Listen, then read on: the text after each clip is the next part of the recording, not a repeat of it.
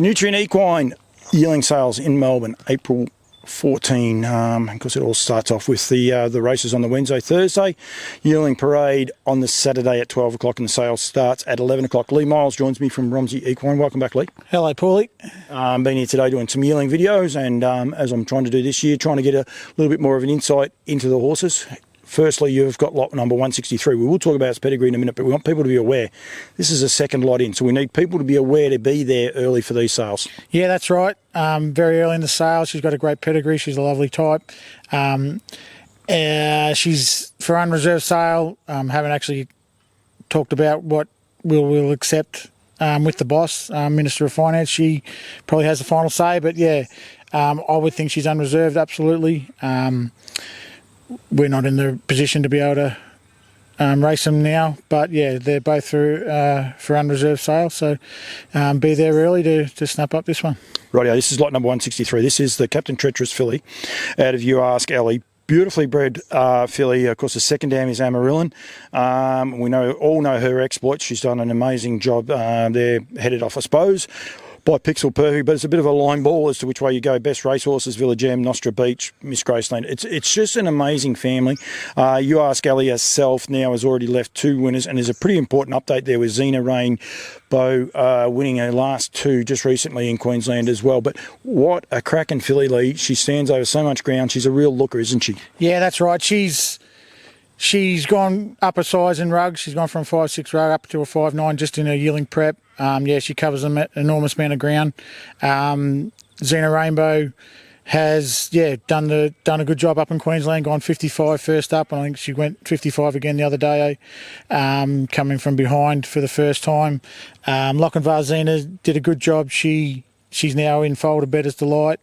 So yeah, hopefully this one can go just as good. Andy Gath bought last year's colt for 70,000, and he's shown me a video of him bowling around nice enough. I haven't heard any reports just in the last month or two, but yeah, he seemed happy with him a couple of months ago when I saw him. So hopefully this filly can do just as good a job. And that residual value, you're buying a filly out of a champion family. As I said there before, it's a line ball which way you look at it, but an unraced horse is possibly the leader of the pedigree page because of what she's been able to leave there as well with Pixel Perfect. But Geldings went out of the family, Colts went out of the family. They go young, they go old, they continue to race. It is an exciting family to be able to purchase, and then you tick it off with Captain Treacherous. It's just ridiculous. Yeah, that's right. I did say to Andy that the colt last year probably was a bigger, stronger type, and probably wasn't going to be an early 2-year-old. I know Villa Gem, my brother trained him, and he had all sorts of troubles early on. Miss Graceland went through a couple of breakers to get finished breaking in, and Clayton and Emma did a great job with her. So probably not an absolute genuine 2-year-old type, but they just seem to get better and better. Villa Gem ended up running in American Mile, won a Chariots of Fire. So I'm sure if the people are patient with this filly, they'll reap with the rewards. Absolutely. And then lot number 343. Almost at the end of the sale, you're almost bookending it, is the Rock and Roll Heaven out of the Perfect Mona. Now, this is a family, a lot of people won't know about it. It's never really been available, I suppose, for commercial purchase. It's a family that's pretty close to your heart, though. Yeah, that's right. One of our first clients, Paul Humphreys, purchased the Perfect Mona. I ended up winning a race with her, and we bred, I don't know how many foals out of her. Paul's situation unfortunately couldn't sustain to ownership of the mare and the racehorses. So yeah, she's bred quite well, or very well, I should say. The latest foal to race is a horse called the Perfect Sweet, who's won her first race a few months ago. Anything for Love, her full brother. Is still racing in the States.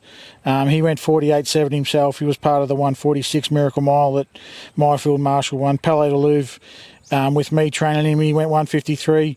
So he was obviously a very nice horse. But all the other horses out of the family have done a good job. Something Fast, the safely kept mare that we bred to Safely Kept Frozen after he retired. My brother trained her and unfortunately smashed a passenger in one of the races that she was in and had to be put down. But I don't think she missed a place. I'm not 100% sure, but I don't think she missed a place. And in all of her starts. She might have run 1 or 2 fourths maybe out of, say, 12 or 14 races, but she was going to be a better later horse. But, yeah, unfortunately she was no longer with us. So this filly, being a rock and roll heaven, she's got her quirks. She's very quick, reflexed with if she spots a bird or a tree flies around or blows around or something like that. She has got very quick reflexes. Didn't just then when we were trotting her up for the video, she didn't really want to trot up, just wanted to be with me, which was good. But yeah, she's a seems to be a high class filly. Seems very much like Anything for Love, and I wouldn't be surprised at all if she ran fast. She's a look at me filly, isn't she? You have to look at them. Both of them are. They really catch your attention. People will say, oh yeah, you say that about them all, but I'm being serious. I think I'd dare anyone to come and have a look and say, no, I don't have a second look. Yeah, that's right. No, they've come up good in the coat, and yeah, they've got good condition. They both eat well. A couple of the previous ones I've prepared in the past over the few years back didn't eat real good, but these two absolutely lick the bin clean, and they're good to come in from the paddock. They go out in the paddock during the day together, and yeah, they've been really good to handle, and yeah, I just can't wait to see them at the racetrack. Anyone wants to get in touch with you, come and inspect them, you're encouraging that? Yeah, absolutely. Yeah, it's good to see them in their own environment, and when they get down the stalls, they get a bit stargazy and deer in the headlights type thing. So, but yeah, more than welcome to come out and have a look at our place. Leigh, thank you very much. I will let you go. You have to duck off back to work, but thank you very much. One, for using me to do your videos, but also having a chat with me as well. We want to make sure people are there. As I said, I'm pretty sure 163 is the second lot in, or third, at worst it's the third lot in, so make sure you're there nice and early on sale day. That starts at 11.